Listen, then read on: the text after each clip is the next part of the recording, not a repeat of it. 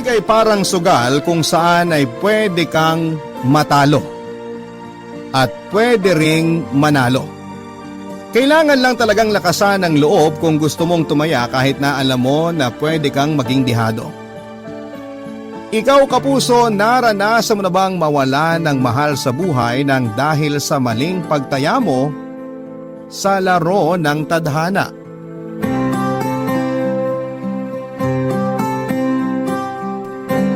Dear Papa Dudut, hi po sa inyo at sa mga kabarangay na nakikinig ngayon. Itago niyo na lamang po ako sa pangalang Elma, 31 years old at taga Iligan City. Sobrang ganda kasi talaga ng mga kwentong inyong binabasa.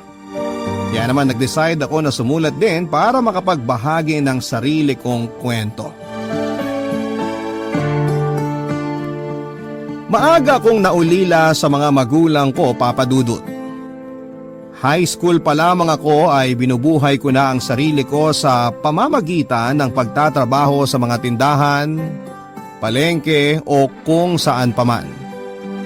Hanggang sa makilala ko si Aldrin at maging boyfriend ko siya. Nasa tamang edad na rin naman ako noon kaya pumayag ako na sama na kami sa isang bahay na parang mag-asawa. Kaya lang doon ko siya mas nakilala at nakita ang pagiging mainite ng ulo at pananakit niya. Mabisyo din po siya lalo na sa alak at kapag nalalasing ay doon siya mas nagiging mapanakit sa akin. Sinasampal niya ako, tinutulak, pabagsak sa sahig at nagiging marahas din siya pagdating sa kama. Tinis ko ang lahat ng yon, Papa Dudut. Mahal ko na kasi talaga si Aldrin. Saka ayoko nang maging mag-isa sa buhay. Masarap pala kasi yung may kasama ka tapos ay ramdam mong mahal ka. Mabait din naman minsan ang partner ko basta huwag lang siyang malalasing o kaya ay matatalo sa sugal. Dahil madalas na ako ang napagbubuhatan niya ng init ng ulo niya at lahat ng iyon ay tinanggap at tiniis ko lamang para hindi kami magkahiwalay, Papa Dudut.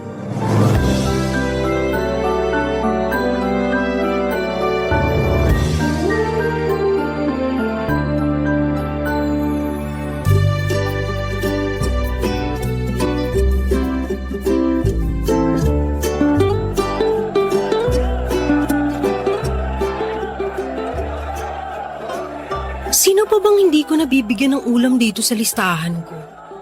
Ay, dalawa na lang pala to. Sina Henry at Patrick.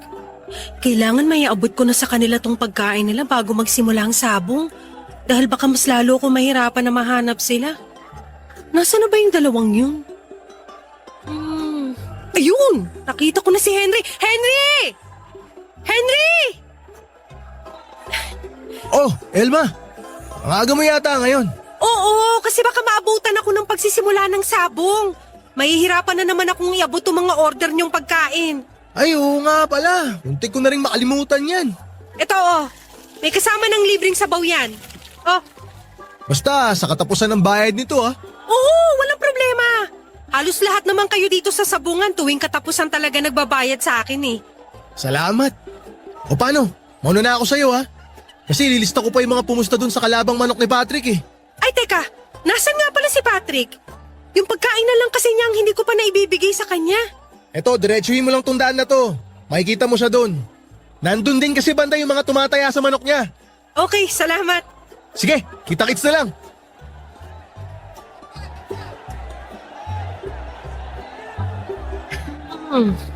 Nasaan na kaya yun? Sabi ni Henry, nandito lang dapat banda yun si Patrick eh. Uy, Elma! Ay, ang bihira naman, nakakagulat ka naman, Patrick. Nako, sorry. Hindi ko alam na magugulatin ka pala. Sino ba namang hindi magugulat kapag may biglang tumapik sa likuran mo tapos sinabayan pa ng malaking boses? Grabe.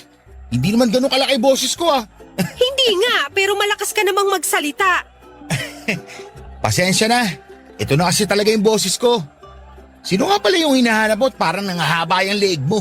Sino pa? Eh di ikaw. Ako? Bakit ako? Eh kasi ikaw na lang yung hindi ko pa naaabutan ng order dito sa listahan ko. Teka lang nga, di aayos kong order mo. Kailangan ko na rin kasing pumunta sa kabilang kanto sa may talyer para doon naman mag-deliver ng pagkain. Hala, nawala na pala sa isip ko yan. Dami kasi pumusta sa manok ko. Hindi pa nga ako nag-aalmusal eh. Kaya sigurado ako na mauubos ko agad ang dala mong pagkain. Hindi ka pa nag-aalmusal? Naku, eto. Dadagdagan ko na ng puto bongbong tong order mo para mas mabusog ka. Uy, sakto! Alam mo ba na swerte raw malagkit na pagkain bago ang sabong?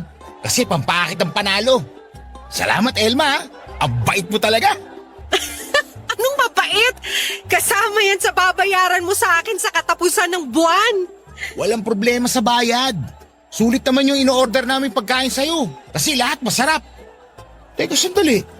Ano yan? Parang ang laki naman ng pasamo dyan sa dalawang braso mo. Naku, wag mo nang pansinin to. Tumama lang naman to sa may kanto ng lamesa sa bahay namin. Sa akin ka pa ba naman magsisinungaling? Matagal ko nang kilala yung kinakasama mo si Aldrin. Kaya alam ko na siya ang may gawa niyan. Hindi niya naman sinasadya na matulak ako ng malakas dahil sa kalasingan niya, yun lang yun. Kailan ka ba naman matatauhan, Elma? Dapat, hindi mo sinasayang ang oras mo dyan sa lasenggong boyfriend mo. Ang dami namang iba dyan na handa kang alagaan at mahalin. Huwag kang magtiis sa taong hindi ka naman kayang ingatan at pahalagahan. Alam mo, Patrick, masyado nang madrama yung sinasabi mo. Kunin mo na nga itong pagkain mo para makapag-deliver na rin ako sa kabilang kanto. O basta sa katapusan ng buwan ng bayad nito, Papadudot nang magsama kami ni Aldrin sa iisang bahay ay nag-decide ako na magluto na lamang ng ulam at iba pang mga pagkain para ibenta sa mga kalapit na school, talyer o sabungan. Dahil medyo madaldal akong tao ay marami kaagad ako naging suki. Nagustuhan din kasi nila ang mga tinda kong ulam na bukod sa mura na ay masarap pa. Isa nga sa mga suki ko noon ay si Patrick na madalas kong nakakausap sa mga sabungan kapag nagdi-deliver ako ng pagkain. Mabait siya at magaan kausap. Madalas din siyang nag-worry kapag nakakakita siya ng sugat o pasa sa balat ko. Matagal niya na rin kilala ang partner kong si Aldrin at alam niya ang tungkol sa pagiging lasinggero at mapanakit nito sa akin. Marami rin kasi kaming kapitbahay na nakakarinig kapag sinasaktan ako ni Aldrin, Papadudot. Minsan nga ay sumusugod pa sila sa bahay dahil sa pag-aalala sa akin kapag masyado ng malakas ang ingay na ginagawa ng pananakit sa akin ng partner ko. Pinapayuhan na rin nila ako na hiwalayan na si Aldrin o kaya ay ipabarangay ito, Papadudot. Pero hindi ko yon ginagawa dahil masyado ko na siyang mahal at ayoko na makulong siya. Hanggang sa mabuntis niya ako at iyon ang nakita kong pag-asa na baka magbago na ang partner ko. Kaya lang, Papadudot, mas lalong naging malala ang pagkalangon ni Aldrin sa alak pati na ang pananakit niya sa akin. Lalo na nga nang matanggal siya sa trabaho at palagi na lamang siyang nasa bahay. Mas naging madalas ang pag-init ng ulo niya. Sa akin niya yon binubunton at talaga namang nasasaktan niya ako. At ang pananakit niya sa akin ang naging dahilan para makunan ako, Papadudot. Sobrang sakit para sa isang ina ang mamatayan ng anak. Kaya yon ang nagtulak para tuluyan na akong makipaghiwalay kay Aldrin. Sa pagtatapos ng relasyon namin ay naging boyfriend ko naman si Patrick. Hindi nagtagal ay nagsama na rin kami sa iisang bahay, Papadudot.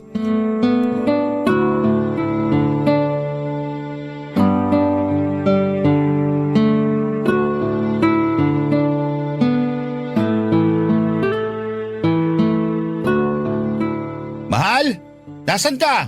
Nandito sa may likod ng bahay. Nagsasampay lang ng mga nilabhan ko. Nandiyan ka lang pala. Akala ko hindi ka pa nakauwi galing sa palengke. Konti lang din naman ang pinamili ko sa palengke kanina. Bakit naglaba ka na kaagad? Kasi nga maaga akong nakauwi at nakapag-ayos na mga pinamili ko kanina. Kaysa matambakan din ako ng mga labahin, inasikaso ko na mga to. Napakasipag naman talaga ng asawa ko. Ayoko lang matambakan ng mga gagawin. Pwede naman kitang tulungan dyan. Pero mapilit ka na ikaw lang ang maglalaba ng mga damit natin. Payakap nga muna ako sa asawa ko. Teka, mamaya na yan, mahal. Ito naman, parang isang yakap lang eh. Tapos ka na rin naman sa sinasampay mo eh. Pero maasim na ang amoy ko kasi hindi pa ako naliligo mula kaninang umaga. Ayos lang yan. Sanay naman na ako. Hoy, ang sama ng ugali mo ha. Biro lang. Pero alam mo naman na gustong-gusto kitang inaamoy. Lalo na dito sa may kilikili mo. Tama na, lalo akong pinagpapawisan sa'yo eh. O sige na, titigil na ako sa pag-amoy sa'yo. Basta mamaya, ako naman ang amuyin mo ha. Oy, ang piling mo talaga mahal. Pinapatawa lang kita. Kasi alam kong napagod ka sa paglalaba mo. Ang dami mong alam. Pumasok na nga tayo sa loob ng bahay at medyo mainit na rin ang hangin dito sa labas.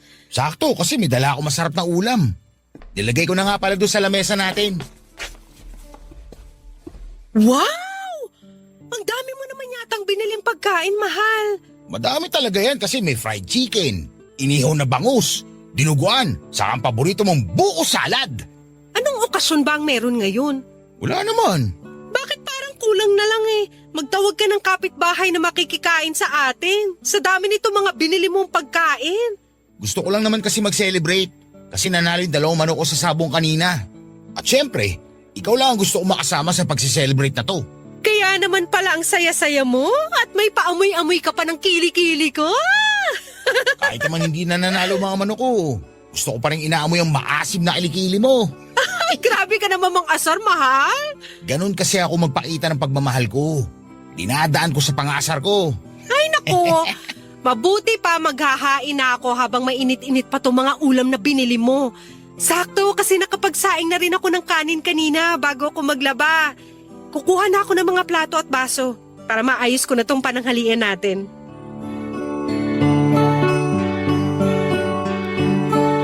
Papadudot aaminin ko na noong una ay panakipbutas ko lamang talaga si Patrick. Wala pa ngang 2 buwan nang nakakalipas mula nang maghiwalay kami ni Aldrin nang sagutin ko siya. Gusto ko lang din kasi talagang makaranas muli ng pagmamahal mula sa isang tao at ayoko lang din na mapag-isa sa buhay. Kaya kaagad din akong pumayag na magsama kami sa isang bahay, Papa Dudut. Hindi naman ako nagsisi dahil napakabait na tao talaga ni Patrick. Napakalayo niya sa ex-partner ko na si Aldrin at sa aming dalawa ni Patrick, siya talaga ang mas malambing at maasikaso. Kaya hindi nagtagal ay naramdaman ko na rin ang totoong pagmamahal para sa kanya. Ni minsan kasi ay hindi niya ako sinigawan o sinaktan. Wala siyang ibang pinaparamdam sa akin kung hindi puro pagmamahal lamang. Ang naisip ko nga noon kaya siguro ako binigyan ng Diyos ng pagsubok nang makunan ako ng dahil sa ex-partner kong si Aldrin ay para mas mabigyan ng daan ng kwento namin ni Patrick, Papa Dudut. Barangay Love Stories. Barangay Love Stories. Alaga na ginagawa ni Patrick sa mga manok niya. Hindi ko alam na grabe niya palang gastosan ang mga pagkain at vitamins na para sa mga yon. May trainer pa ang mga manok niya para mas maging matapang daw pagdating sa pakikipaglaban sa sabungan. At kinakausap niya rin ang mga yon na parang tao at palagi niya akong binibilinan na huwag gugutumin ang mga alaga niyang manok. Nakakatawang isipin pero parang mga anak na rin ang turing niya sa mga manok niya, Papa Dudut. Noong una wala naman akong nakikitang problema dahil bukod sa mga manok niya at sabong ay wala na siyang ibang bisyo. Nakwento niya rin, Papa Dudut, na minana niya ang pagiging mahilig sa manok o sabong sa namatay niyang tatay at lolo. Kinalakhan na raw niya ang pag-aalaga sa mga ito kaya hindi niya na rin nabitawan pa. Nagumpisa siya sa pag-aalaga ng sisiw at pagtaya ng maliliit na halaga sa mga sabong. Hanggang sa siya na mismo ang nagtayo ng sarili niyang breeding farm ng mga manok na pangsabong. Hindi niya raw mabitawan yon dahil talaga raw nakakaaliw ang mga manok na inaalagaan niya, Papa Dudut.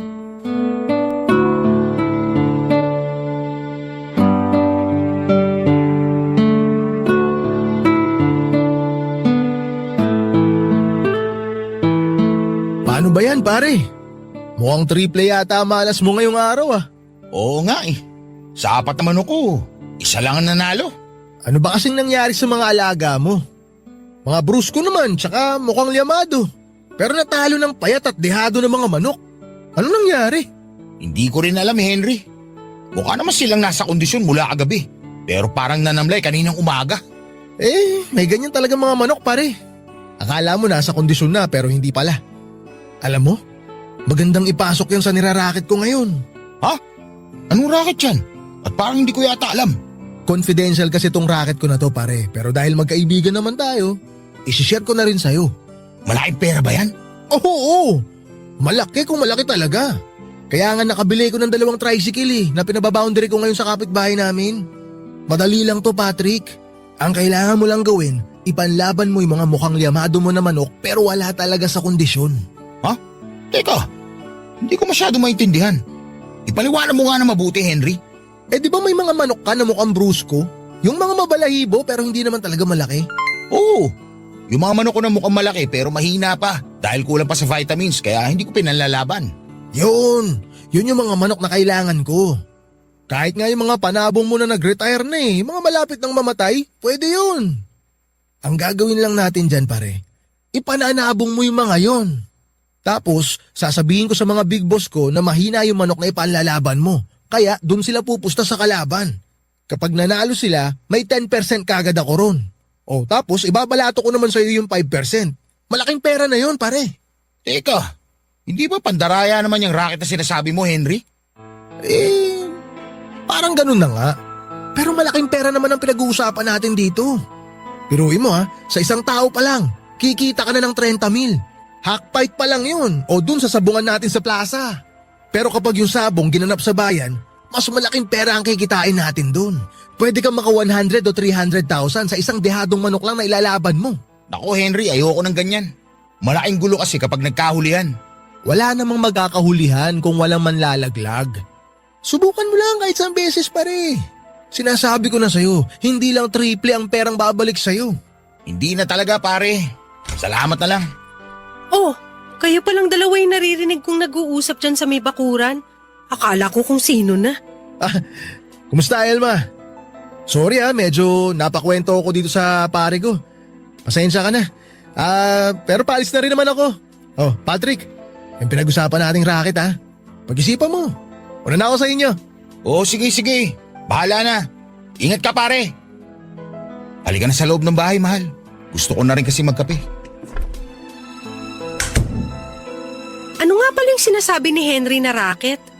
Tsaka bakit parang may narinig ako na pinag-uusapan yung dayaan sa sabong? Wala yun. Natalo kasi yung 3 manok ko kanina. Kaya binenta ko na lang doon sa may nagkakatay ng manok. Minalas ako kaya inalok ako ni Henry ng racket. Ipanlaban ko raw yung mga mahihina ako manok. Tapos yung mga big time na kilala ni Henry, doon niya daw papupustahin sa kalaban para manalo sila. Pero may malaking balato naman daw ako kapag dihadong manok yung ipinanlaban ko. Nakakatakot naman yung inaalok na racket ni Henry. Naku Patrick, huwag kang sasama sa ganyang racket ha. Mas okay na tong matalo lahat ng manok mo sa malinis na paraan. Basta hindi ka lang mandaraya. Hindi ko na nga tinanggap, diba? Saka pwede ba? Huwag mo nga sinasabing matatalo lahat ng manok ko. Minalas lang ako kanina kaya 3 kagad yung nalaga sa mga alaga ko. Bakit parang nagtataas ka ng boses dyan? Pinapaalalahanan lang naman kita. Ay naku, init ng ulo mo. Busin mo na nga lang yung kape mo at magsasaing na rin ako ng kanin para sa hapunan mamaya. Papadudod sa tuwing natatalo si Patrick sa sabong ay nag-iiba talaga ang mood niya. Nagiging malamig ang pakikitungo niya sa akin at minsan ay napagtataasan niya rin ako ng boses. Naisip ko na kahit sino naman siguro ay talagang magiging mainit ang ulo kapag natatalo sa isang laro o sugal, lalo na kung may pera na nawawala sa'yo. Kaya naman inintindi ko na lamang si Patrick sa tuwing matatalo siya sa sabong. At pinapaalala ko rin sa kanya na huwag niyang tatanggapin ang alok na racket ng kaibigan niyang si Henry. Dahil alam ko na hindi maganda ang naidudulot ng pandaraya sa buhay ng isang sabongero. Kaya lang papadudot naging sunod-sunod ang mga malas na dumarating sa amin noon ni Patrick. Bukod sa mga pagkatalo niya sa sabong, napesta rin ang mga alaga niyang manok at ang ilan ay namatay. Pati tuloy ang budget namin na para sa mga gastusin sa bahay ay naapektuhan din kaya nagsimula kaming maggipit noon sa pera. Ilang beses ko pa rin narinig noon na kinukulit siya ng kaibigan niyang si Henry na sumama sa racket nito na pandaraya sa sabong para magkapera siya. Kristo kasi si Henry sa sabong o yung taga-kolekta ng mga pusta kaya marami itong kakilala na malalaking tao na pumupusta ng malaking pera. Pasimpleng tong sinasabihan ng mga kilalang mayaman na tao kapag may alam itong dihadong manok na ipanlalaban. Marami na rin kasi siyang sabungero na nahikayat sa racket na yon. Yung sinasadya na ipanlaban ang mahihinang manok. Mabuti na lang talaga at marunong umiwas sa mga ganong bagay ang partner kong si Patrick, Papa Dudut.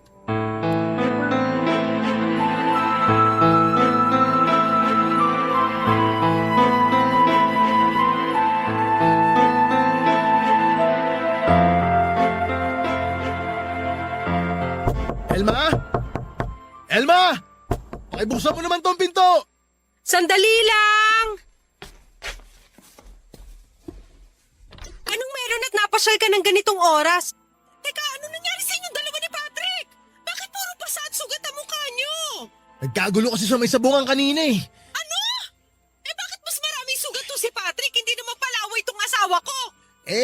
Umawat tong asawa mo, nadamay tuloy. Umawat lang pala si Patrick. Eh bakit parang siya yung nabugbog ng mga tao doon sa sabungan? Mahal, mamaya ka na magtanong. Alalayan mo muna ako maglakad kasi medyo nahihirapan akong tumayo dito sa harap ng bahay. Oo nga naman, Elma. Alalayan mo na tong asawa mo. Oh, sige. Aalalayan ko siya dito sa kabilang braso niya. Oh, alalay lang, dahan-dahan. Pare, ingat sa paglalakad. Alalay lang, Elma ha. Oh, dahan-dahan sa pag-upo dito sa sofa ha, mahal. Ayan, salamat. O teka, kukuha muna ako ng alkohol at bulak para malinisan yung sugat mo. O paano pare? Uuwi na rin ako ha. Baka nag-aalala na rin yung misis ko eh kasi kanina pa ako wala sa bahay namin. Dapat kanina pa ako nakauwi eh. Sige, ingat ka. Salamat sa paghatid sa akin dito sa bahay ah. Wala yun pare. O paano Elma? Ikaw nang bahala dyan sa kaibigan ko ha. Alis na ako. Okay, ingat ka. Grabe, ang sakit itong tagiliran at magkabilang hita ako. Ito talagang napuruan sa akin kanina eh. Lilinisan ko na ng bulak at alkohol tong sugat mo sa pisngi ha, mahal. Aray! Daan-daan, mahal. Ang sakit eh. Hindi ko pa nga masyadong nadadampi tong bulak eh. Sorry, alam mo naman na mahina ang pain tolerance ko eh. Bakit ka ba kasi nakipag-away? Kung alam mo naman na madali ka masaktan at magkasugat. Hindi nga ako nakipag-away. Nadamay lang ako sa gulo nila. Nakiawat lang talaga ako kanina. Ano bang gulo yung sinasabi ni Henry? Eh kasi, yung isang kasama ni Henry na Cristo rin, nahuling nagbibigay ng tip doon sa isang pupusta. Sinabi niya na mahina ang manok ni Kaloy at doon pumusta sa manok ni Vincent. Ayun, may nakarinig at pinaamin siya na may sabuatang naganap. Maraming nakaalam hanggang sa nagkagulo na. Umawat lang ako nung makita kong kinukuyog yung mga Kristo sa sabungan. Pero sa akin naman nila ibinunton yung galit nila. Kaya eto, medyo nabanatan ako. Ay nako, ayun na nga bang sinasabi ko. Wala talaga may dudulot na mabuti yung pandaraya na yan eh. Mabuti nga't hindi nilaglag ni Arman yung mga kasama niyang Kristong ng daya rin. Mas malaking gulo yun kapag nagkataon. Alam mo mahal, parang napapadalas na yata ang away dyan sa sabungan nyo. Di ba nung nakaraang buwan lang, may muntik na magsaksakan kasi dinaya raw ng referee yung isang mananabong? Tapos ngayon naman, yung mga Kristo ng sabungan na nagkakagulo. Nagkakaroon lang naman ng problema kapag may dayaang nangyayari. Pero hindi naman mawawala ang mandaraya sa mga ganyang sugal o sabong. Lalo na't nagkalat ang mga gahaman na tao. Mahal, baka naman pwedeng itigil mo na yung pagsasabong mo kasi parang gumugulo lang ang buhay natin dyan eh. Alam mo namang hindi madali para sa akin na bitiwan to. Lalo na't minana ko pa to sa lolo tatay ko. Huwag ka mag-alala. Iiwas na lang ako sa mga ganong klaseng gulo. At pangako ko sa'yo, hindi ko talaga gagawin ng mandaya para hindi ako madamay sa kanila. Papadudot na realize ko na sa isang relasyon ay hindi po pwedeng yung puro pagmamahal lamang ang umiiral o nangingibabaw. Lalo na nga kung nagsasama na sa isang bahay ang dalawang tao na magkarelasyon. Maraming bagay ang dapat na isaalang-alang at pagtuunan ng pansin. Kasi totoo naman yung sinasabi ng iba na hindi tayo mapapakain at mabubuhay ng puro pagmamahal lamang. Kailangan na kumayod tayo, magtrabaho o maghanap ng kung anumang pagkakakitaan kung gusto talaga nating tumatag ang isang relasyon.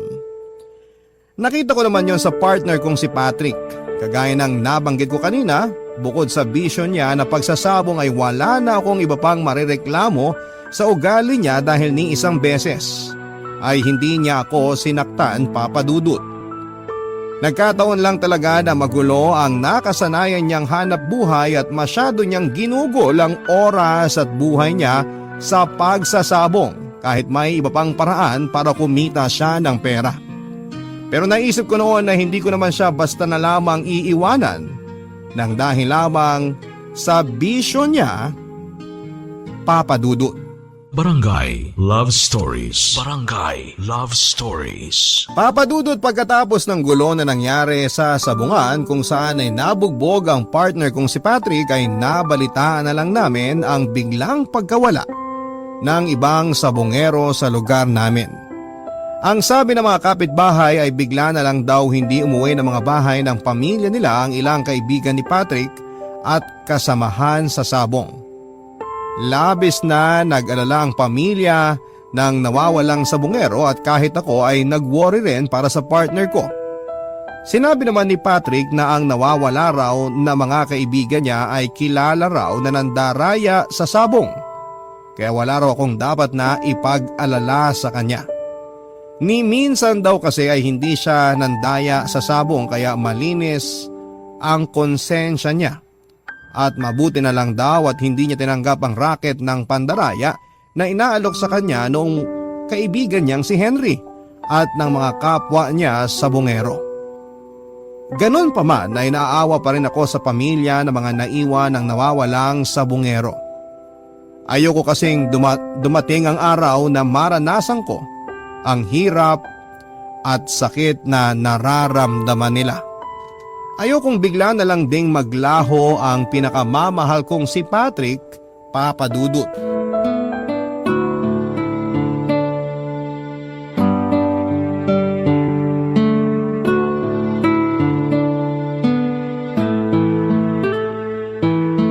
Mahal! Mahal! May maganda akong balita! Ano yon? At parang masyado ka namang excited dyan. Tingnan mo nga oh, pinagpapawisan niyang leeg mo. Tumakbo ka ba pauwi dito sa bahay? Oo!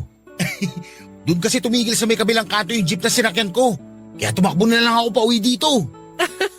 Bakit mo naman ginawa yun? Kasi nga, excited na akong sabihin sa'yo itong good news na tinutukoy ko. Ano ba kasi yon? Sabihin mo na nga. Naalala mo yung kinuwento ko sa'yo na pinsan ko na may-ari ng malaking grocery sa kabilang bayan? Oo, bakit? Nakausap ko na kasi siya at ang sabi niya, kapag tinuloy ko ang plano kong pagnenegosyo ng mga karne ng manok at baboy, kukontratahin niya raw ako na mag-deliver sa kanya. At kakausapin niya rin daw isang pinsan namin na may catering business. Para yung pinsan kong yun, sa akin na rin kukuha ng mga karneng iluluto nila. Teka, seryoso ka na talaga dyan sa negosyong naisip mo? Magbebenta ka na talaga ng karne ng baboy at manok? Paano naman yung breeding farm mo ng mga panabong na manok? Kaya mo bang asikasuhin lahat yun ng sabay-sabay? Teka mahal, isa-isa lang ang tanong. Mahina ang kalaban. Pasensya na, nagulat din kasi ako sa mga sinabi mo. Nabanggit mo na yung plano mo dati pero hindi ko naisip na seryoso kang ituloy yan. Plano pa lang naman talaga yun. Sa akala ko kasi, hindi ako susuportahan ng mga kamag-anak ko. Pero mas excited pa sila na malaman nila na ihinto ko ng pagbibreed ng mga panabong na manok. Tama ba ang pagkakaintindi ko? Ibig sabihin, ititigil mo na rin ang paglalaro mo ng sabong? Parang ganun na nga. Ibebenta ko na lang lahat ng mga panabong na manok ko. Pati na mga nakasta kong vitamins at gamit nila para pandagdag puhunan na rin sa negosyo. Patrick, seryoso ka ba sa mga sinasabi mo? Hindi ka ba nabibigla lang? Baka kasi mamaya bigla mo ring bitawan ang negosyo ng manukan at babuyan para bumalik sa pagsasabong. Matagal ko na itong pinag-isipan, Elma. Hindi ko lang talaga madalas na sinasabi sa'yo. Kasi ayoko na pasahin ka tapos hindi ko naman pala itutuloy. Pero ngayong desidido na ako na gawin to, itutuloy-tuloy ko na talaga to. Sa totoo lang, ayoko na rin kasing madamay pa sa gulo ng mga taong nawawala ng dahil sa sabong. Ayoko mapahamak ako. Mas lalong ayoko na pati ikaw madamay pa ron. Baka ang ibig mong sabihin, ako at ang magiging anak natin. Ha? Ano sabi mo? Magiging anak natin? Tama ba? Tama ba yung narinig ko? Oo, hindi ka nagkakamali. 2 buwan na akong hindi dinadatnan. At bumili ako ng 2 pregnancy test kit. Ginamit ko rin yun kaninang umaga paggising ko. Parehong positive ang lumabas na resulta. Diyos ko! Ang ibig sabihin, magkakaanak na tayo? Oo nga! Magiging tatay ka na at magiging buo na ang pamilya natin. Diyos ko! Salamat po! Salamat po talaga! Salamat at magiging tatay na ako! Ang saya-saya ko! Mga kapitbahay! Uy, ano Magiging ka tatay ba? na ako! Buntis na ang asawa ko! Magiging tatay na ako sa wakas! Woo! Papa Dudut, nakita ko ang malaking pagbabago sa partner kong si Patrick mula nang bitawan niya ang pagsasabong. Naging magaan na ang pag-uusap naming palagi at hindi na naging mainitin ang ulo niya. Alam ko na hindi madali ang kanyang mga ginawang desisyon kaya laking pasalamat ko talaga na ginawa niya yon para sa akin at sa magiging anak namin. Pakiramdam ko noon ay nagsimula na ulit sa umpisa ang relasyon naming dalawa lalo na at pareho kaming nangangapa sa negosyong babuyan at manukan na sinimulan namin. Mabuti na lang at marami siyang kamag-anak na supportive sa negosyo namin. Kaya kahit papaano, hindi kami masyadong nahirapan. Pareho rin kaming excited talaga sa magiging anak namin, Papa Dudut. Kasi matagal na rin namin gusto na maging isang totoong pamilya. Kaya kaagad na rin kaming nagpakasal sa Huwes ng taon na yon. Pagkatapos, inasikaso na namin ang lahat ng para sa magiging anak namin. Check up ko, vitamins at mga gamit ni baby kahit nasa tiyan ko pa lamang siya. Pareho rin kaming nagpakasipag sa negosyo para na rin sa future namin bilang isang masayang pamilya kasama ang aming anak, Papa Dudut.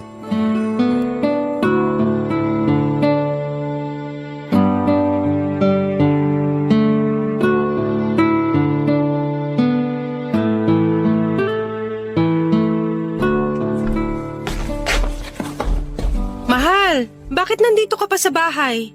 Pinagluto kasi kita ng paborito mong sinaing na tulingan. Hindi mo naman na kailangan gawin yan kasi kaya ko naman magluto. Ayaw mo kasi samahan kita kanina na mag-deliver ng niluto mong biko doon sa umorder sa'yo. Kaya naisipan ko na lang na magluto para sabay tayong kumain ng tanghalian. Hindi kita pinasama kasi nga kailangan mo maglinis kanina ng mga kulungan ng alaga nating baboy at manok. Teka, dito ka ba sa bahay magtatanghalian at naghahain ka na dyan sa lamesa natin? Oo, saan ba dapat? Kasi diba fiesta dun sa bayan ngayon? Narinig ko na niyaya ka ng pinsan mo na makifiesta dun. Nako, hindi na ako pupunta kasi baka mahirapan ka lang sa biyahe kung isasama kita. Ayos lang naman sa akin kahit hindi ako sumama. Ayun na nga mahal. Kaya ayoko rin pumunta kasi alam ko hindi ka sasama. Ayos nga lang sa akin na maiwan dito sa bahay. Kahit naman hindi pa ako buntis nun, hindi na talaga ako mahilig makifiesta. Tsaka diba, may magaganap na championship ng sabong mamaya sa bayan? Oo. Ba't hindi ka pumunta dun para manood? Ha? Teka, okay lang sa'yo na pumunta ako doon? Oo naman. Manunood ka lang naman dun, diba? Tsaka malaki rin ang natulong ng pinsan mong yun sa negosyo natin. Okay din na magpakita ka ng konting suporta sa kanya mamaya. Tsaka alam ko rin na gusto mong pumunta doon. Kasi 'di ba taon-taon mong inaabangan ng championship ng sabong sa bayan? Tama ka mahal. Palagi ko talagang inaabangan yun kahit wala akong panlaban na manok. Kaya nga pumunta ka na sa bayan kasi walang problema sa akin. Kahit makifiesta ka at manood ng sabong mamaya. Ang totoo, nahihiya rin kasi ako sa'yo eh. Bakit naman? Baka kasi isipin mo na hindi ko kinokontrol ang sarili ko pagdating sa sabong. Baka pag-isipan mo ako na bigla na lang akong bumalik sa bisyo ko na yun. Walang ganun, mahal. Sabi ko naman, di ba, na malaki ang tiwala ako sa'yo. Nagpapasalamat nga ako kasi nagawa mo talagang bitawan ng pagsasabong para sa akin at sa magiging anak natin. Gusto ko na rin kasi magbagong buhay. Gusto kong maiba naman yung kwento ng buhay natin. Pagsasabong na yung kinabubuhay namin. At yun ang ayokong manahin na magiging anak natin. Kaya tutuparin ko talaga yung pangako ko sa'yo na hindi na ako babalik pa sa bisyo kong pagsasabong. At naniniwala ako na magagawa mo yun, mahal. Ikaw pa ba? Ang laki kaya ng tiwala at bilib ko sa'yo. Kaya nga mahal na mahal kita eh. At mahal na mahal din kita. Kayo na magiging anak natin. Pero mahal, okay lang ba talaga na pumunta ako ng bayan at manood ng championship ng sabong? Oo nga! Yun! Akala ko hindi ka papayag eh. Wala namang problema sa akin basta i-text mo na lang ako ha kung anong oras ka makakauwi mamaya. Oo, mahal. Sige, alis na rin ako. Nakahain naman na dito sa lamesa ang kanin at ulam. Teka, hindi ka na ba magpapalit ng damit? Hindi na. Ayos na tong suot ko. Para di na rin ako magtagal. Baka mahirapan pa akong sumakay ng jeep papuntang bayan. O paano? Alis na ako, mahal ha? Okay, ingat ka. Ay, mahal. Ano yun at bigla kang bumalik? Pakis mo na ako. I love you. I love you too. Ito namang asawa ko, manonood lang ng sabong, naglalambing pa. Hintayin mo na ako maghapunan mamaya. Kasi uuwi din naman ako kagad. Bye, mahal. I love you. Mahal na mahal kita. Mahal na mahal ko kayo na magiging anak natin. Sobra! Papadudot malaki ang tiwala ko kay Patrick kaya hindi ko talaga siya pinagbabawalan na manood ng sabong. Ayos lang ding sa akin kung tumaya siya gamit ang maliit na halaga ng pera. Alam ko naman kasi na alam niya ang limitations niya lalo na nga at magkakaanak na kami. Kaya naman hinayaan ko siya noon na makifiesta sa bayan at manood ng malaking sabong na magaganap doon. Taon-taon kasi siyang nandoon at palagi siyang masaya kapag uuwi ng bahay pagkatapos ng sabong na event na yon. Kaya ako na ang nagkumbinsi sa kanya na pumunta at makifiesta sa bayan. Hindi naman kasi talaga mabibitawan basta-basta ang bisyo, hindi ba papadudot? Kaya naman inintindi ko talaga noon si Patrick at pinaramdam ko yon sa kanya. Kasi ramdam ko na ginawa niya ang lahat para hindi masira ng bisyo niya ang relasyon naming dalawa. Kaya nga nagulat talaga ako nang mag-decide na siyang bitawan ng breeding farm niya ng manok na panabong at iba pang mga gawaing may kinalaman dito. Doon pa lamang ay alam ko nang hindi ako nagkamali ng lalaking pinili na mahalin at makasama. Kaya lang papadudot, hindi pala para sa lahat ang tuloy-tuloy na kwento ng masayang pagsasamahan at pagbubuo ng isang pamilya. Hindi ko alam kung pagsubok pa rin ba ito pero pakiramdam ko ay bigla na lamang nagtapos ang lahat. Noong araw kasing umalis si Patrick para makifiesta sa bayan at manood ng malaking event ng sabong doon ay yun din ang huling araw na nakita ko siya. Hindi na kasi siya nakauwi ng bahay at wala na akong naging balita sa kanya. Nagpa-blatter ako sa barangay at police station para mahanap siya at nagtanong-tanong sa mga kakilala o kamag-anak niya kung may alam ba sila kung nasaan ang asawa ko. Pero naging bigo lang ako, papadudot. Walang sino man ang nakapagturo sa akin kung saan ko siya pwedeng makita. Nalaman ko rin, papadudot, na may ibang sabongero rin ang nawala na kasabay ni Patrick. At kagaya ko ay bigo din ang mga pamilya nila na makakuha ng impormasyon kung saan huling nakita at nasaan ang mga mahal nila sa buhay. Para bang pinagtatakpan kung saan sila napunta. Parang ayaw ipaalam talaga kung saang lugar sila huling nakita. Sobrang sakit para sa akin kasi kung ang dahilan ng pagkawala ni Patrick ay may kinalaman sa sabong ay bakit kailangan niya pang madamay. Binitawan na niya ang pagsasabong kaya walang dahilan para madamay siya sa gulo ng mga sabongerong nawawala. Sa ngayon, Papa Dudut, ay may 3 taon na rin po ang nakakalipas mula ng huling beses kong makasama at mayakap si Patrick. Ako na rin po ang nagmamanage ng babuyan at manukang iniwan ng asawa ko. Alam kong parang imposible na pero umaasa pa rin ako na bigla na lamang siyang kakatok sa pinto ng bahay namin at sasalubungin ako ng mahigpit na yakap at mga halik. Umaasa pa rin po ako na may Patrick pa rin na babalik sa amin ng anak ko. Pero sa pagkawala ni Patrick ay doon ko mas natutunan kung paano magpakatatag at hindi umasa sa ibang tao. Kahit mag-isa ko na lamang na binubuhay ang anak namin at nagmamanage ng aming manukan at babuyan, hindi po ako susuko sa buhay at sa pag-asa na muli kaming mabubuo na isang masayang pamilya.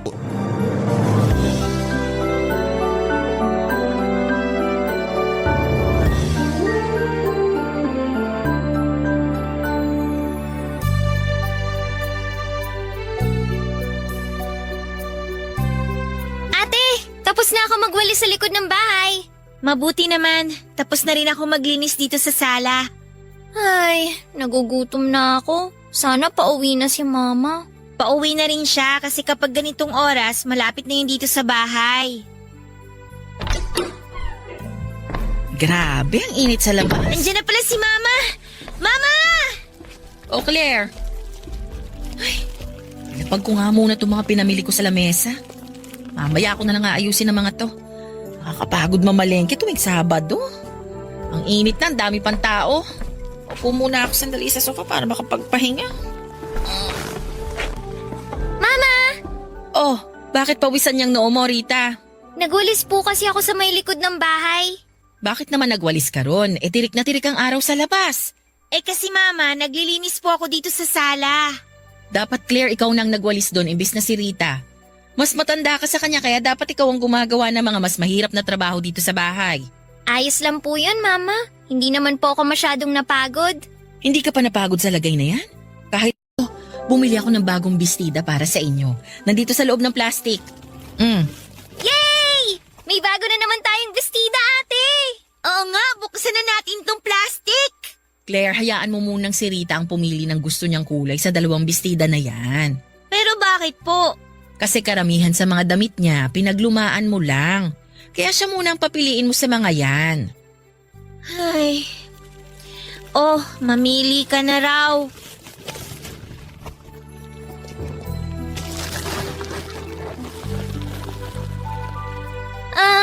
Eto na lang pink yung sa akin. Yan nga sana yung kulay na gusto ko kaysa dito sa blue eh. Ah, ganun ba? Sige, eto na lang blue yung sa akin, sa'yo na yung pink, ate. Hayaan mo na ang blue na bestida sa ate mo, Rita. Yan na lang pink ang sayo kasi alam kong paborito mong kulay yan.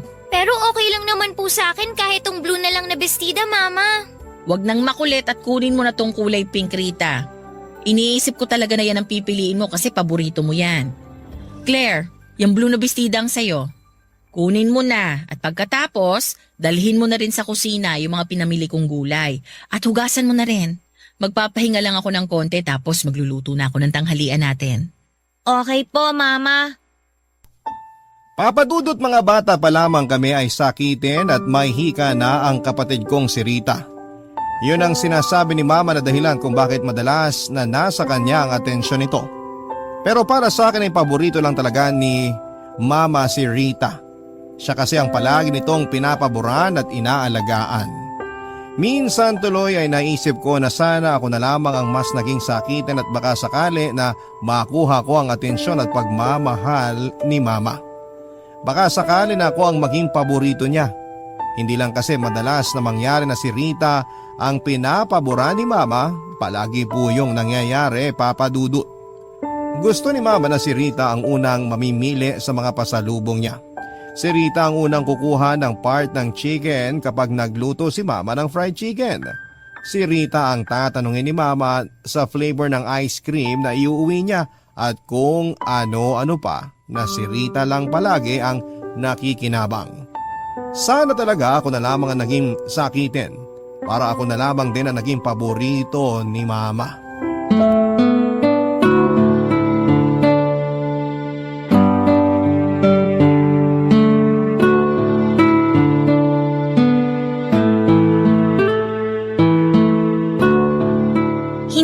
talaga makakapunta dito sa bahay?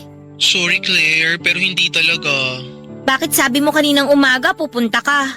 Akala ko kasi maaga makakauwi si ate dito sa bahay, kaya lang hanggang ngayon wala pa rin siya. Wala akong choice kundi itenga dito sa tindahan namin ng beauty ko. Ano ba naman yan? Kala ko pa naman makakapunta ka. Bakit parang naiinis yung boses mo? Hindi ka ba nag-e-enjoy dyan sa birthday party ng kapatid mo? Eh paano ako mag-e-enjoy? Hindi ko naman party to, no? Wala na nga akong ibang kausap dito kasi lahat ng mga bisita namin nandun, nakapalibot sa kapatid ko. Mukhang bongga talaga yung birthday party na yan ha. Partida, hindi pa yan debut ng kapatid mo. 17th birthday pa lang niya yan, pero may pa-catering na kaagad ang mami at lola mo para sa kanya. Kaya mas lalong nakakainis eh. Bakit naman? Kasi nung nagdibo ako noong nakaraang taon, hindi naman ganito kalaki yung inihanda nila para sa akin. Ay oo, naalala ko yun. Ang kwento mo kasi noon na-operahan sa appendix yung kapatid mo. Tapos ilang araw din siya na-confine sa ospital. Kaya ayun, yung pera na dapat na pang birthday party mo, nagastos ng mama mo para kay Rita. Di ba nakakainis talaga? Kapag kay Rita, ang bilis nilang maglabas ng pera. Pero pagdating sa akin, ang dami pang sasabihin bago pagbigyan ni mama o ni lola yung request ko. Huh! Kakatuyo ng dugo. Huwag ka na masyadong mabad trip, girl. Sige ka, masisira ang beauty mo at magiging mas maganda na ako sa'yo. Ay, sorry girl, kailangan ko na ibabato, may bumibili ng load. Kita na lang tayo sa school bukas ha? Ay, sandali, magbaon ka ng pagkain bukas ha? For sure naman na maraming matitira dyan. Opo. Sige, kita na lang tayo sa school bukas. Bye! Bye! Oh, nandito ka lang pala sa balkonahe, Claire. Kanina ka pa hinahanap ng lola at mga pinsan mo sa baba. Tinawagan ko lang po yung kaibigan ko. Wala pong signal sa baba kaya pumunta po muna ako dito. Kumain ka na ba? Parang hindi pa kita nakitang kumuha ng pagkain mula kanina. Busog pa naman po kasi ako kaya mamaya na lang po ako kakain. Okay, sige. Pero puntahan mo ang lola mo mamaya. Kasi panay ang tanong niya sa akin kanina kung nasaan ka raw ba at hindi ka niya nakikita. Sige po. Mama, bakit po ganito kalaki ang birthday party na binigay niyo kay Rita?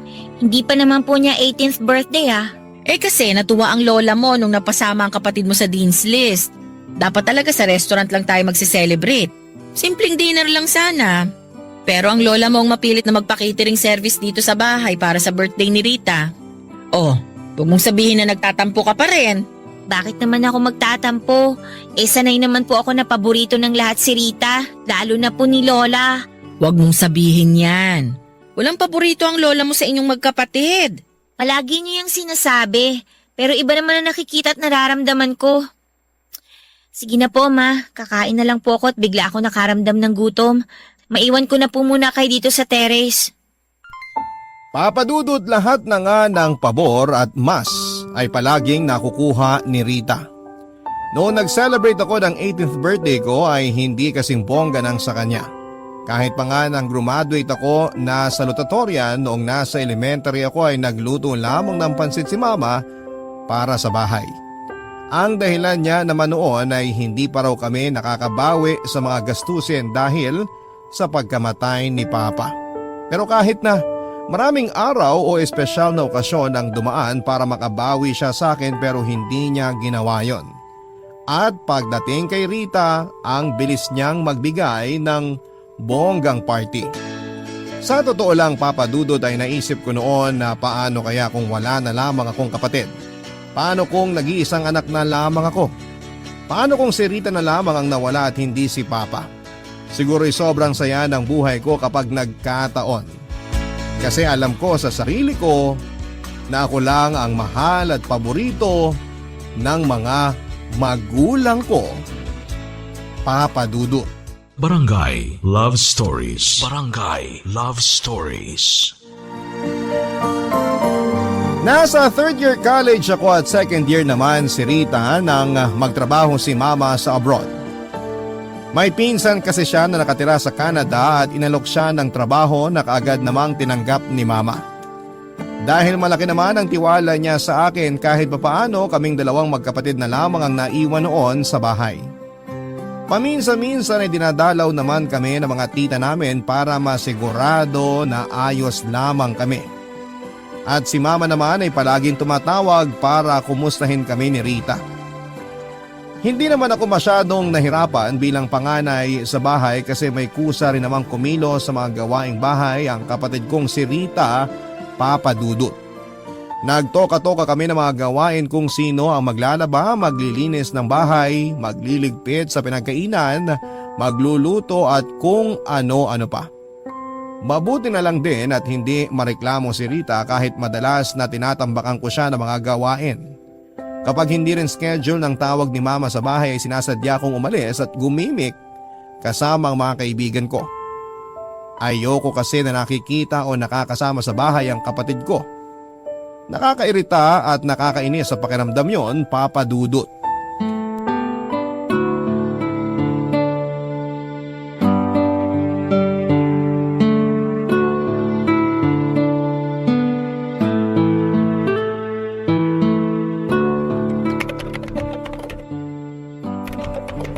Ate, hindi pa ba tumatawag si Mama? Hindi pa, baka mamaya pa yun. Pero di ba mga ganitong oras siya tumatawag? Oo, pero baka busy pa siya. Okay, sige. Oh, anong ginagawa mo? Nakaupo dito sa sofa. Oo nga, nakikita ko. Ang ibig kong sabihin, bakit nandyan ka pa? Eh hindi pa naman nag-video call si Mama. Hihintayin ko na lang na tumawag siya dyan sa laptop na gamit mo kasi alam ko na ganitong oras wala na dapat siyang trabaho. Baka nga may trabaho pa siya. Tsaka hindi mo ba nakikita na busy pa ako dito sa research paper namin? Bago ka umupo dyan, hindi mo ba narinig na type ako ng type dito sa laptop ko? Hindi ako makapag-concentrate ng dahil sa'yo eh. Ganun ba, ate? Sorry. O sige, pupunta na lang muna ako sa kwarto. Basta, tawagin mo ako kapag nag-video call na si Mama, ha? O na, sige na, sige na. Doon ka na muna sa kwarto mo para makapag-focus na ako dito sa ginagawa ko. Okay.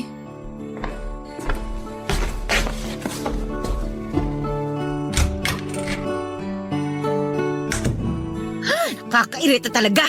Buisit!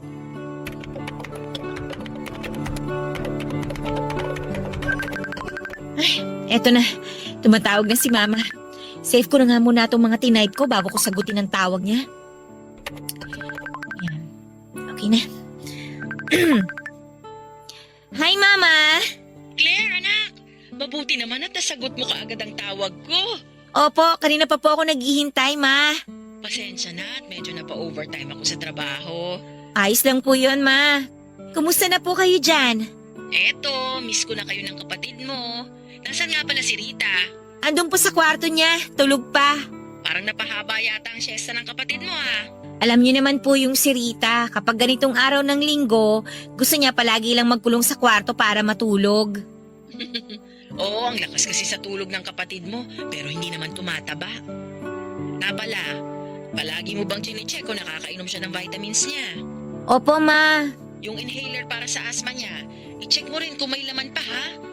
Kahit hindi na madalas umatake ang asthma ng kapatid mo, kailangan mo pa rin i-check ang inhaler niya ha. Okay po. Magde-deposit nga pala ako sa bank account mo bukas para sa pambayad ng bills dyan sa bahay. Saka para may budget kayo pang grocery. Palagi kang bumili ng prutas sa kagulay para sa kapatid mo, okay? Opo, Ma. O, kumusta nga palang pag-aaral mo? Hindi ka ba nahihirapan sa schedule mo? Lalo na ikaw ang nag-grocery at nagbabayad ng bills. Hindi naman po ako nahihirapan, Ma. Kasi yung cable, yung internet, yung kuryente, tsaka tubig, online ko na po binabayaran. Kaya hindi na po kailangan na pumila ng matagal. Tsaka, okay naman din po ang grades ko at pasok pa rin po ako sa scholarship. Alam niyo po, Ma, nakakuha pala ako ng mataas na... Ate Claire, si Mama na ba yung ka-video call mo? Uy, gising na pala ang kapatid mo! Si Mama nga! Hello, Mama! Kumusta po kayo? Kanina ko pa po hinihintay ang tawag niyo. Pasensya na kasi napa-overtime ako sa trabaho. Kumusta ka na, Rita? Palagi ka bang umiinom ng vitamins mo? Opo, Mama. Naka-alarm po yun sa cellphone ko para hindi ko makalimutan. Mabuti naman. Huwag kang masyadong magpapagod dyan sa bahay, okay? Hindi maganda para sa katawan mo kapag napapagod ka o pinagpapawisan. Alam ko po yun, pero tumutulong pa rin ako kay Ate Claire sa paglilinis dito sa bahay. Ayoko po kasing itambak sa kanya ang lahat ng mga gawain. Naku, napakabait naman talaga ng bunso ko. Ay, magtitimpla lang po ako ng kape, Ma. Kayo na lang po muna ni Rita ang mag-usap. Iwan ko po muna kayong dalawa, ha? Pupunta lang po ako sa kusina. Papadudod sa tuwing tatawag si mama sa bahay ay unang-una niyang kukumustahin ang kapatid kong si Rita. Kung maayos raw ba ang pakiramdam nito, kung nakakainom ba ng vitamins palagi, kung hindi ba raw ubos ang laman ng inhaler para sa hika ni Rita at kung ano-ano pang mga bagay. Pakiramdam ko tuloy noon ay pinanganak ako sa mundong ito para maging yaya lamang ng kapatid ko. Tagabantay, tagapag-alaga at taga-asikaso sa kanya. O hindi ba masyadong halata si mama kung sino ang paborito niyang anak, Papa Dudut? Kaya nga minsan ay nagiging sarcastic na ako sa pagsagot sa kanya kasi hindi ko na napipigilan ang sarili ko na mainis. Palagi na lang kasing si Rita ang napapaboran sa lahat ng oras. Palaging siyang nakikita na kailangang alagaan. Alam ko naman na gusto lamang ni mama na matuto akong maging responsable dahil dalawa lang kami ni Rita na magkasama sa bahay.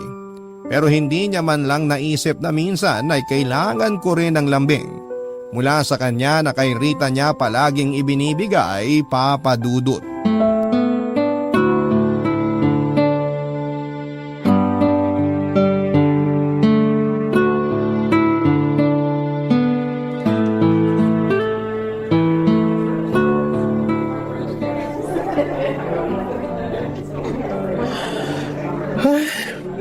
Ang tagal naman magsimula ng stage play. May 8 minutes pa naman kaya mag-chill lang muna tayo. Mabuti na lang mukhang konti lang ang manonood ngayon. Kaya ganitong oras kita niyaya para hindi tayo sumabay sa ibang estudyante. Nakita ko kasi kahapon na sobrang daming nanood dito nung bandang tanghali na. If I know, yung engineering student lang naman ang gusto nilang mapanood sa stage play na to. Bakit mo naman nasabi yan? Wala lang. Feeling ko lang kasi ang gwapo-gwapo niya. Ayun. Kala ko naman gusto mo rin ang kwento ng stage play na to kaya ka manonood. Yun pala, type mo lang yung estudyante na kasama sa cast. Ganun na rin yun. Sinamahan talaga kita dito para mag-enjoy ako at kiligin na rin. Ewan ko sa'yo. Teka, bakit nga pala hindi mo sinama si Rita? Bakit ko naman siya isasama? Para kasama mo rin siyang manood. Kasi di ba mahilig din siya sa mga musical stage play? Oo nga, pero hindi naman ako mag-e-enjoy pagkasama ko siya, no? Alam mo namang naiirita ako kapag malapit siya sa akin. Grabe ka naman, Claire. Kapatid mo yun. Kapatid ko siya kasi wala akong choice, no? Pero kung may choice lang ako, hihilingin ko na sana hindi na lang siya nabuhay sa mundong to. Uy, grabe ka na, girl, ah. Hindi mo naman kasi ako naiintindihan kaya ganyan ka kung makareact dyan. Ate! Ate Ay, Claire! si Rita. Ay nako, ayan na nga bang sinasabi ko. Masisira na naman ang araw ko. Nabati mo kasi. Lo, bakit ako sinisisi mo? Hello, Ate Claire! Hi, Kuya Arnold! Hi, Rita. Anong ginagawa mo dito? Mamaya pa kasi ang klase ko kaya manonood muna ako ng stage play. Buti nakita ko kayo ni Kuya Arnold. Okay lang ba na dito ako umupo sa tabi mo, ate? Bakit dito pa? Ang dami namang bakanting upuan, oh. Kasi gusto ko sana... Doon ka na lang sa kabilang side ng mga upuan. Hindi ko ma-enjoy tong stage play kung ang sikip-sikip ng paligid ko. Kaya nga ako pumunta ng ganito kaaga para wala masyadong estudyante na makasabay manood dito. Tapos mangingistorbo ka naman. Doon ka nga! Rita, mabuti pa nga na doon ka na muna umupo sa kabilang side ng auditorium. Maluwag pa naman doon, tsaka walang masyadong mga estudyante. Alam mo naman tong ate mo, naiinitan ka agad kapag nasisikipan sa paligid niya. Ay, okay, sige. Doon na lang ako uupo.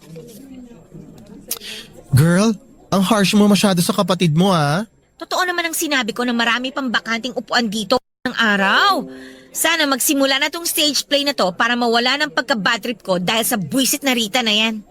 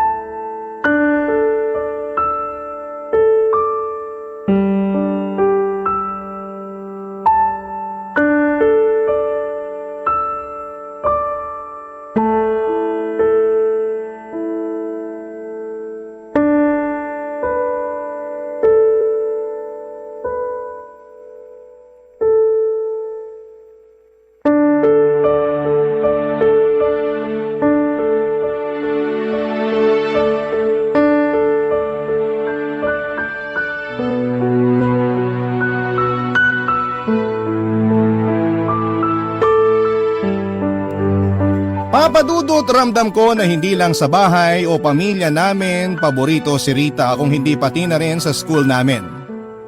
Elementary at high school pa lamang ay madalas na kaming napagkukumpara na dalawa. Kahit mas magaling at matalino talaga ako pagdating sa academics ay si Rita pa rin ang mas napapansin nila kesa sa akin. Mas matangkad, mas payat, mas makinis ang kutis at lahat na yata ng magandang bagay ay lamang siya sa akin pagdating sa ibang tao. Sino ba naman ang hindi maiirita, hindi ba?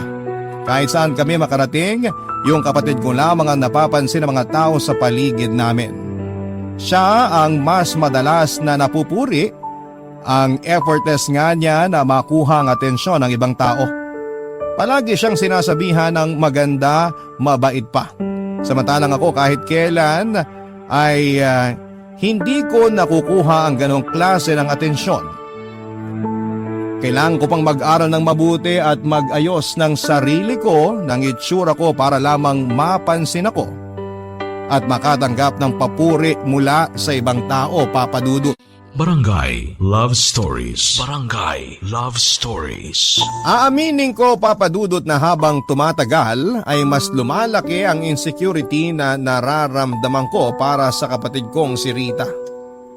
Paano ba naman ay nagsisimula na rin siyang mapalapit sa circle of friends ko? Sumali kasi siya sa isang sport dance competition sa university namin at siya kasama ang partner niya ang nag-champion. Nang makilala nga siya ng ibang kaibigan at kaklase ko na kapatid ko ay marami nang gusto makipag-close sa akin ng dahil lamang sa kanya. Humanga sila kasi kahit may hika si Rita ay nagagawa nitong makipagsabayan ng husay sa pagsayaw. Pakiramdam ko rin noon ay simple yon na niyayabang sa akin ni Rita, Papa Dudut, na mas napapansin siya ng mga tao kesa sa akin. Nagpapanggap lamang siya na mabait sa harap ng iba, pati na rin sa harap ko. Alam ko naman na kagaya ko ay ayaw niya rin sa akin at ayaw niya nang may kahati dahil gusto niya siyang palaging bida sa mga kwento. Kaya nakakairita ang pagpapanggap at bait-baitan na pinapakita sa akin ng kapatid ko, Papa Dudut.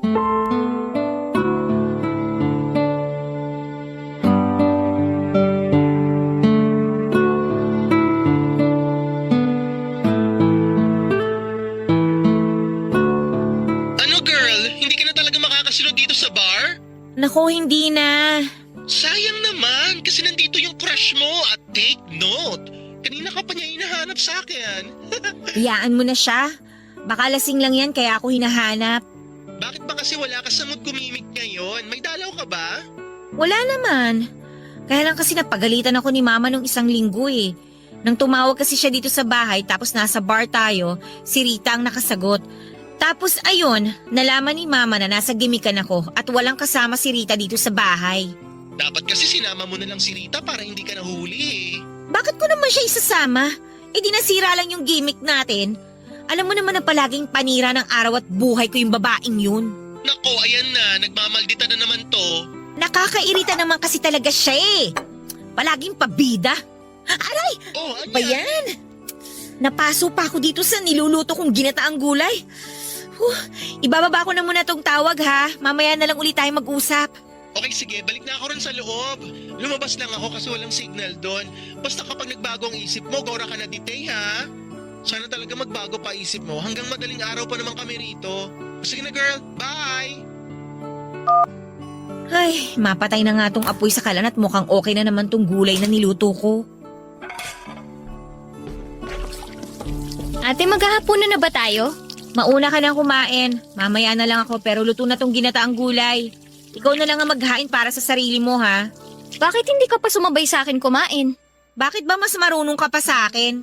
Hindi naman sa ganun, ate. Nagtataka lang ako kasi palagi ka na lang hindi sumasabay sa akin kumain dito sa bahay. Eh sa wala pa akong gana eh. Alam nga naman pilitin kong sarili kong kumain. Wala ka bang gana o ayaw mo lang talaga ako nakasama at kasabay kumain? Alam mo naman pala eh. Kaya huwag ka nang paulit-ulit na nagtatanong dyan. Ate, galit ka pa rin ba sa akin kasi nadulas ako kay Mama nung isang linggo na wala ka dito sa bahay? Sorry na ate. Hindi ko naman sinasadya talaga na sabihin yun kay Mama. Nangyari na eh. Tsaka napagalitan na ako ni Mama. Kaya wala na magagawa yung sorry mo, no? Sige na, kumain ka na dyan. Pupunta muna ako sa kwarto ko. Ate, bakit ba parang palagi ka nalang galit sa akin? Ano naman bang issue, Rita? Hindi naman ako gumagawa ng issue. Nagtatanong lang ako. Gusto ko lang malaman kung bakit parang palagi ka nalang galit sa akin. Palagi nalang mainit ang ulo mo sa akin tsaka parang ayaw mo ako makita o makasama. Okay, sige. Gusto mong malaman yung totoo? Naiirita ako sa'yo. Naiirita ako sa kaplastika na palagi mong pinapakita sa akin. Ha? Anong kaplastikan? Ate Claire, wala naman akong ginagawang ganon. Lahat ng pinapakita ko sa'yo totoo. Kahit alam ko naman na ayaw mo sa akin. Lahat yun tiniis ko kasi mahal kita.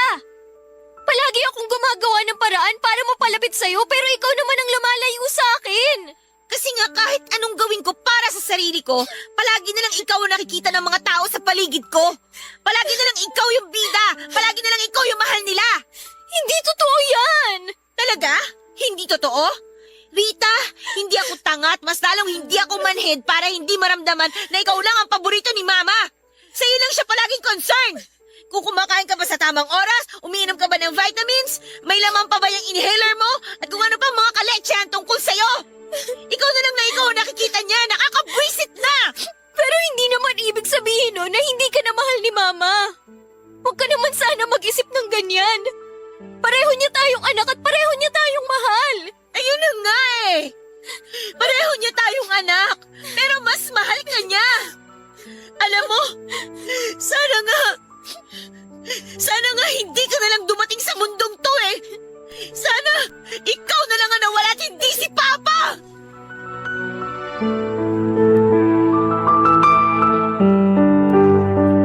Papa Dudut, hindi ko na nga napigilan ang sarili ko na sabihin lahat kay Rita ang hinanakit ko sa kanya.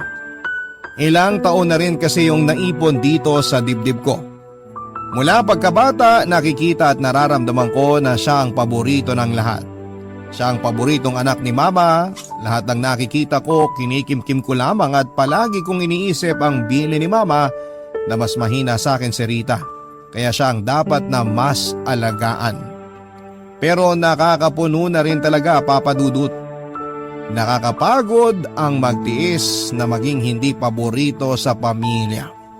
Kaya naman pagkatapos na naging pagkatalo namin ni Rita, kaagad akong nagpalit ng damit na pang-alis at dumiretso sa bar kung nasaan sina Arnold at ang iba pang mga kaibigan ko. Mabuti na lang at bago yon ay nakatawag si Mama sa bahay kaya sigurado ako na kinabukasan na ulit siya tatawag para mangumusta. Pinatay ko ang cellphone ko at nagpakalasing ako buong gabi habang kasama ko ang mga kaibigan ko. Hanggang sa hindi ko na namalayan na umiiyak na pala ako kay Arnold. Habang sinasabi ko sa kanya ang mga sama ng loob ko tungkol sa kapatid kong si Rita. Ang bigat ng nararamdaman ko noon pero hinayaan ko lamang na umiyak ako sa piling ni Arnold. At pagkatapos ay pinayuhan niya ako na minsan ay mali na rin daw kasi ang nararamdaman ko, pati na ang kinikilos ko. Hindi naman daw kasalanan ni Rita na maging mahina ang katawan niya. Hindi ginusto ni Rita na makuha ang simpatya ng mga tao sa paligid niya. Sigurado raw si Arnold na mahal ako ng kapatid kong si Rita. Dala na rin siguro ng kalasingan ay mas lalo kong naiyak sa mga sinabi niya. Hanggang sa makauwi na kami sa bahay ni Arnold at nagpasya ako na doon magpalipas ng gabi sa kanila.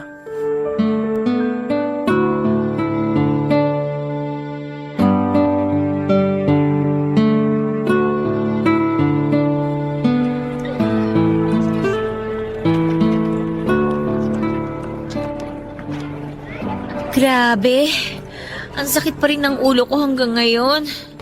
Kung bakit naman kasi nasiraan pa yung tricycle na sinasakyan natin kanina eh. Kailangan patuloy nating maglakad pa uwi sa bahay namin. Ikaw naman kasi girl, grabe ka rin nagpakalunod sa alak kagabi. Para kang isda.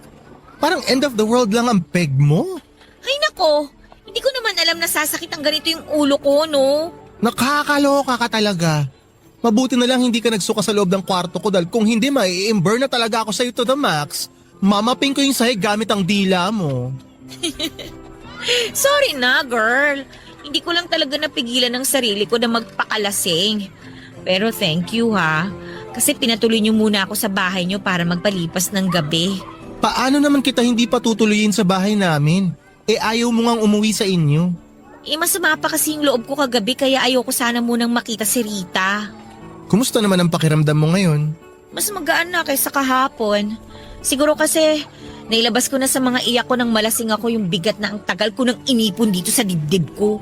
Sabi ko naman kasi sa'yo, kailangan niyo lang mag-usap ng kapatid mo. Ang hirap naman kasing sabihin sa kanya kung ano talaga yung nararamdaman ko. Yung lahat ng sama ng loob ko tungkol sa kanya. Galit ka pa rin ba sa kanya hanggang ngayon? Sa totoo lang, hindi naman talaga ako galit sa kanya. Naiinis lang ako kasi nga nasa kanya palagi yung atensyon ni Mama. Pero girl, walang kasalanan si Rita doon. Hindi niya kasalanan kung naging sakitin siya kaya siya ang madalas na inaalala ni tita. Alam ko naman yun. Nagigilty na nga ako eh. Nagigilty saan? Sa mga pang-aaway na ginawa mo sa kapatid mo? Kasama na yun. Pero mas nagigilty ako dahil sa mga sinabi niya sa akin kagabi. Mga sinabi niya sa'yo kagabi? Parang hindi mo yata na chika sa akin yan nang malasing ka. Paano ko naman masasabi? Iyak na lang ako ng iyak kagabi. Pero ayun nga, sabi niya, ginawa niya ang lahat para mapalapit sa akin. Kahit ramdam niya na may sama ako ng loob sa kanya, nag-effort pa rin siya na kausapin ako tsaka lapitan ako.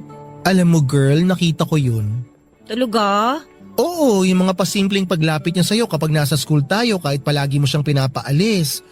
Yung pagsabay niyang kumain sa atin sa kantin kahit tinatarayan mo siya. Yung pagtawag niya sa'yo sa cellphone kapag nasa gimikan tayo. Tsaka iba pang mga bagay na ginagawa niya para lang maparamdam sa'yo na concerned siya sa'yo. Kaya nga minsan naaawa rin ako kay Rita eh. Kasi nakikita ko kung gaano niya kagustong mapalapit sa'yo kahit palagi mo siyang pinagtatabuyan. Ay, ano ba yan? Lalo tuloy ako na guilty. Usapin ko na lang siya mamaya at ako nang hihingi ng sorry sa kanya. Ay, very good ka dyan sa plano mo na yan, girl. Ay, napasarap ang chika ng husto. Hindi ko na malayan, nandito na pala tayo sa tapat ng bahay niyo. Teka, kunin ko lang yung susi. Go. Sigurado ako natulog pa si Rita ng ganitong oras.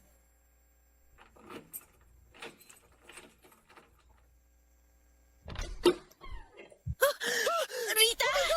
Si Rita! Nakadapa sa sahig! Tulungan mo ako, itihaya natin siya! Rita? Claire! Kulay blue na ang mukha ng kapatid mo! At ang balat niya sobrang lamig na! Claire, ang mabuti pa hingi na muna ako ng tulong sa mga kapitbahay niyo! Babalik kagad ako, ha? Rita! Rita! Rita, please gumising ka! Parang awa mo na, gumising ka! Oh, Rita, nandito na si ate! Nandito na ako! Gumising ka na! Gumising ka na, please! Rita! Sorry! Sorry sa lahat ng mga kasalanan ko sa'yo! Parang awa mo na, gumising ka na! Gumising ka na, Rita!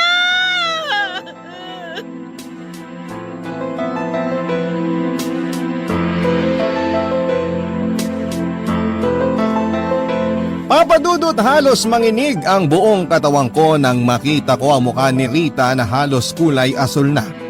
At maramdaman kong malamig na ang balat niya tapos ay wala na ring pulso ang lieg o braso niya.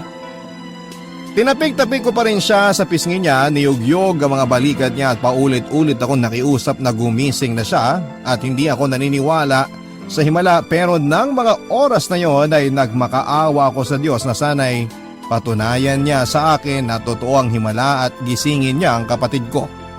Pero bigo ako dahil kagaya ng inaasahan ko nang makarating kami sa ospital sa tulong ng mga kapitbahay namin, kaagad na sinabi ng doktor na wala ng buhay ang kapatid ko.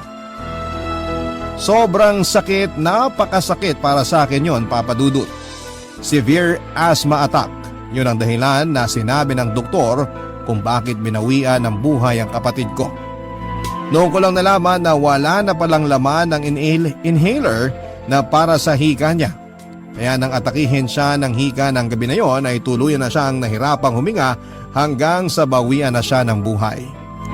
Gusto ko na rin talagang panawa ng ulirat sa sobrang bigat at sakit na nararamdaman ko sa dibdib ko, pero pinilit kong magpakatatag.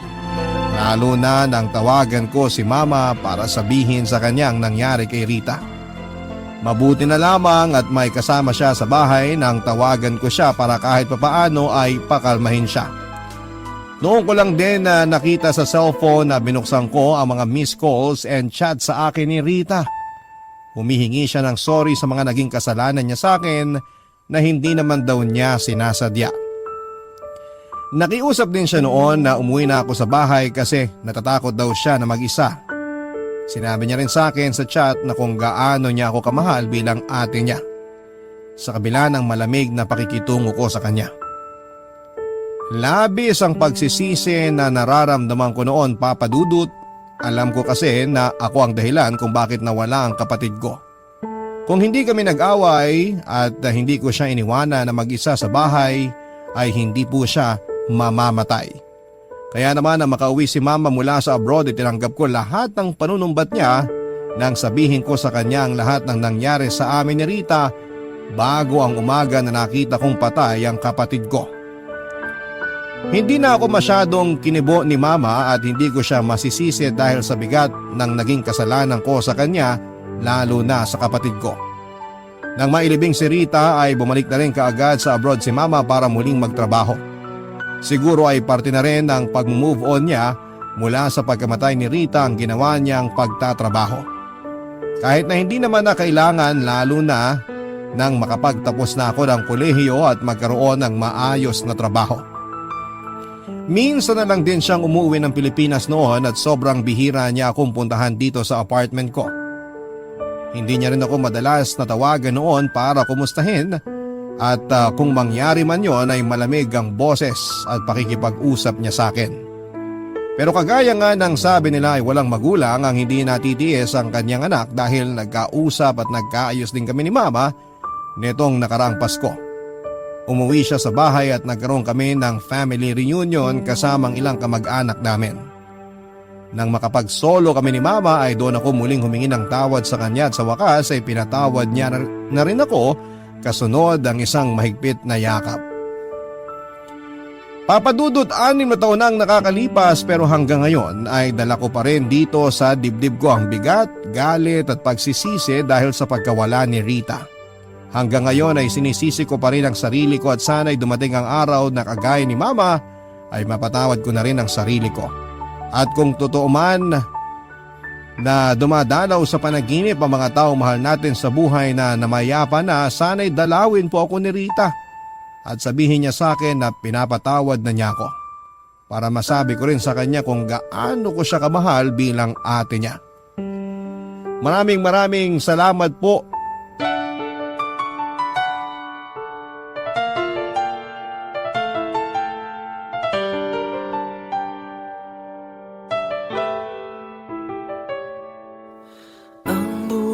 Ay mahiwaga, laging may lungkot at saya.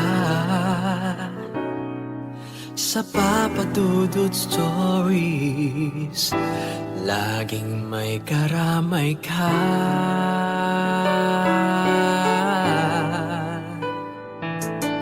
Mga problemang kaibigan, dito ay pakikinggan ka. Sa Papa Dudut Stories, kami ay iyong kasama. Dito sa Papa Dudut Stories, ikaw ay hindi nag-iisa.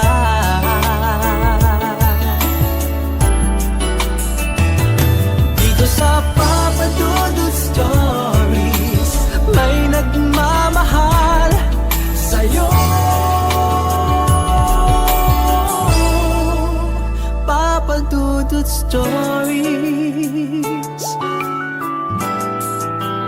Papa Dudut Stories.